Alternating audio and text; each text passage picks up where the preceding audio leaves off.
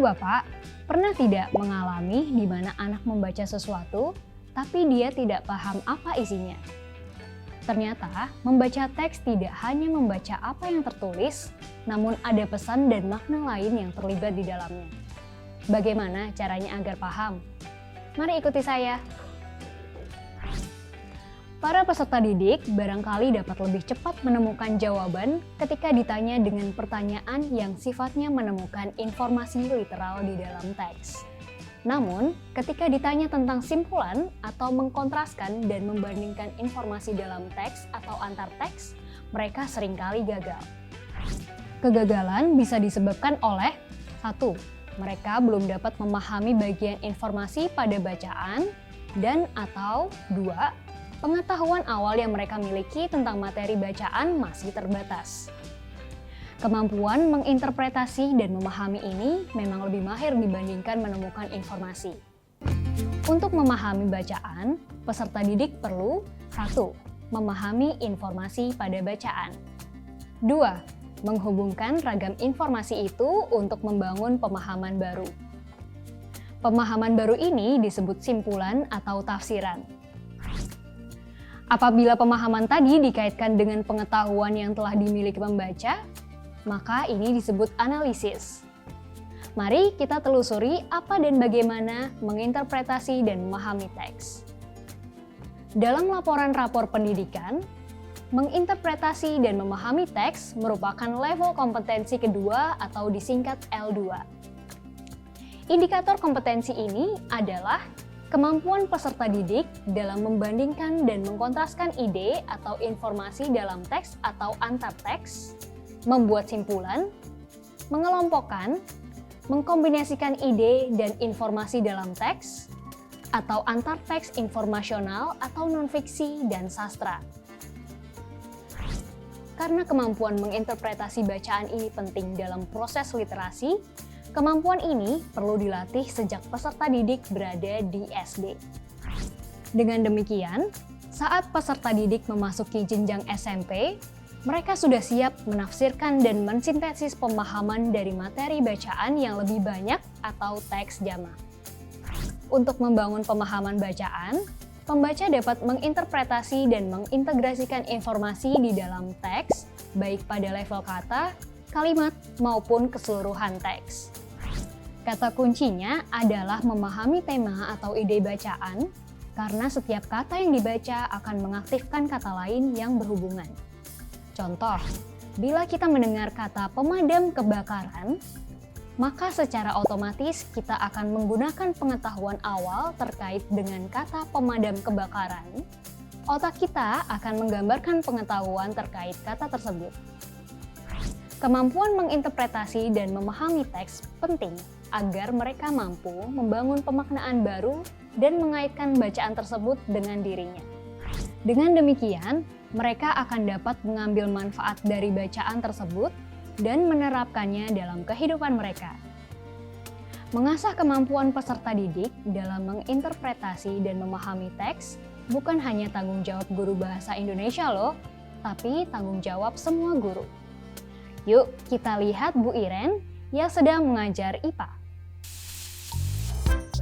Anak-anak, hari ini kita akan membahas materi simbiosis mutualisme atau hubungan yang saling menguntungkan antara organisme, baik yang satu jenis maupun jenis lainnya. Sebelum kita bahas lebih lanjut, Ibu ingin kalian baca terlebih dahulu cerita Karang Gigi untuk Makiki. Nah, anak-anak, setelah kalian membaca cerita Karang Gigi untuk Makiki, apa yang kalian ketahui?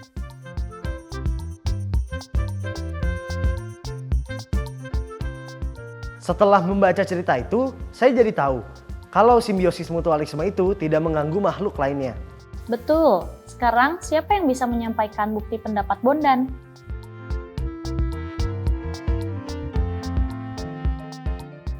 Jangan-jangan mereka tidak paham.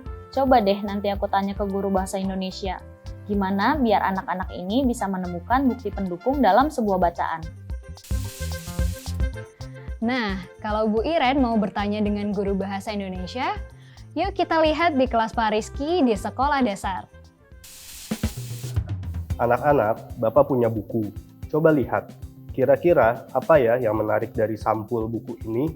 Coba amati. Siapa yang mau berkomentar dulu? Anak berbaju putih. Baik, sekarang coba Sinta gunakan kata tanya di depan kalimat.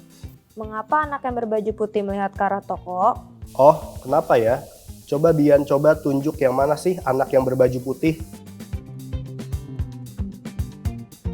Sekarang, siapa yang bisa menebak kenapa ya anak yang berbaju putih melihat ke arah toko? Saya Pak Rizky, karena dia belum punya tongkat seperti dua orang temannya. Baik, wow. Semua sudah bisa membuat pertanyaan dan memprediksi jawabannya ya. Sekarang yuk kita coba baca. Silakan duduk berpasangan. Bian nanti membaca bersama Pak Guru ya. Yuk kita mulai membaca. Wah, menarik sekali ya suasana membaca di kelas Pak Rizky. Cara yang dilakukan Pak Rizky adalah mendorong peserta didik untuk memperkirakan atau memprediksi isi buku. Pertanyaan tentang hal yang ingin diketahui pembaca ini akan membantu mereka untuk lebih fokus pada saat membaca. Ingin tahu aktivitas lain untuk memahami bacaan? Yuk kita cek kelas Bu Rini. Anak-anak, hari ini kita akan membahas teks artikel bagaimana memenangi perang melawan kemalasan berolahraga. Tujuannya agar kalian tahu mengapa olahraga itu penting. Tapi sebelum itu yuk buat peta curah gagasan. Apa yang biasanya kalian lakukan kalau malas berolahraga? Nah, setelah kalian membuat peta curah pendapat dan membaca artikel, hal baru apa yang kalian peroleh dari artikel ini? Saya Bu, Silahkan. ternyata untuk melawan kemalasan olahraga itu kita harus mengubah cara pikir kita Bu. Kita harus menentukan prioritas hidup. Kalau kita ingin sehat dan bugar, kita harus menjadikan olahraga sebagai prioritas. Saya Bu Rini. Silakan Dian. Saya baru sadar juga Bu, kalau cara-cara yang saya tuliskan dalam peta curah pendapat tadi, cara yang biasa. Cara yang belum pernah saya lakukan, mengubah mindset. Luar biasa. Ternyata kalian sudah paham isi teksnya. Kalian sudah bisa mengelompokkan, menghubungkan informasi dalam bacaan, menghubungkan informasi baru dalam bacaan dengan pengalaman kalian. Kalau sudah, silakan buat hasil pemahaman kalian terhadap isi artikel menjadi bentuk lain. Boleh dengan mengubah menjadi gambar, boleh membuat puisi, boleh membuat infografis, poster, dan lain-lain. Seru juga ya melihat cara Bu Rini mengaitkan isi bacaan dengan pengalaman dan pemahaman yang telah diketahui peserta didiknya. Pengetahuan dan pemahaman awal itu dapat distrukturkan dalam poster, infografis, dan lain-lain.